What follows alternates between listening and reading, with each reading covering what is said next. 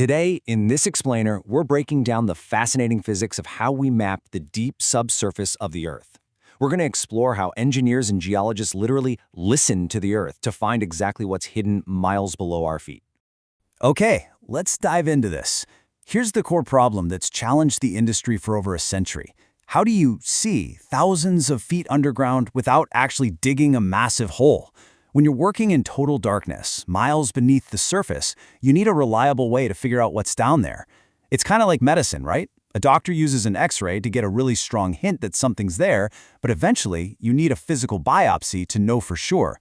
Well, before you go and drill a multi-million-dollar well, which is literally the Earth's biopsy, you need the best possible X-ray. And that is exactly what seismic exploration is all about.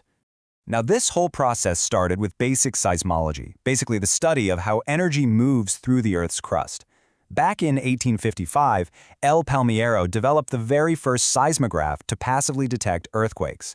But arguably the biggest breakthrough for energy exploration happened in 1921. That's when some brilliant minds realized, hey, we don't have to wait for the Earth to shake. They figured out they could artificially create vibrations to actively locate underground formations.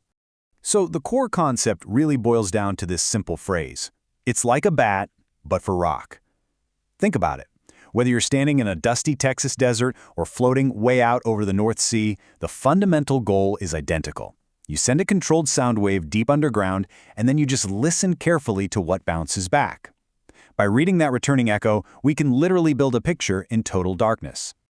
Let's trace the actual journey of a single sound wave here. First up, we send intense sound energy down into the crust, and as it travels, it actually moves at different velocities depending on the specific type of rock it's passing through. Second, it hits boundaries. Every single time that wave encounters a change, say moving from a layer of sandstone into shale, a portion of it reflects right back up. Finally, we record exactly when those echoes return to the surface, which lets us trace exactly where those hidden structures are. But here's where theory really meets reality. We have the exact same goal, but entirely different physics. Making a loud sound and catching a delicate echo in an uneven, dusty desert versus doing the exact same thing while floating over the deep ocean, those are two completely different engineering problems. Let's break down the onshore approach first. Land exploration basically relies on two main tools. To make the sound, we use massive vibrosis trucks. These things are wild. They lower heavy plates to vibrate the Earth with incredible force. Then, to catch the returning echoes, crews plant vast arrays of geophones directly into the dirt. And geophones are just highly sensitive ground motion sensors. Now, what's really interesting about this offshore setup is how it completely replaces the trucks and ground sensors with specialized seismic ships. These vessels tow these super long cables filled with hydrophones, which are essentially underwater microphones. And to generate sound without just vibrating the water, the ship uses a large air gun releasing powerful bursts of compressed air to push seismic waves down through the water column and deep into the Earth's crust. So here's a quick check on the geographical reality of this whole process. If water is a much cleaner, more consistent medium for sound waves than complex land, which, by the way, it absolutely is, why bother with the massive expense and the logistical headache of onshore exploration? I mean, why not just sail a ship?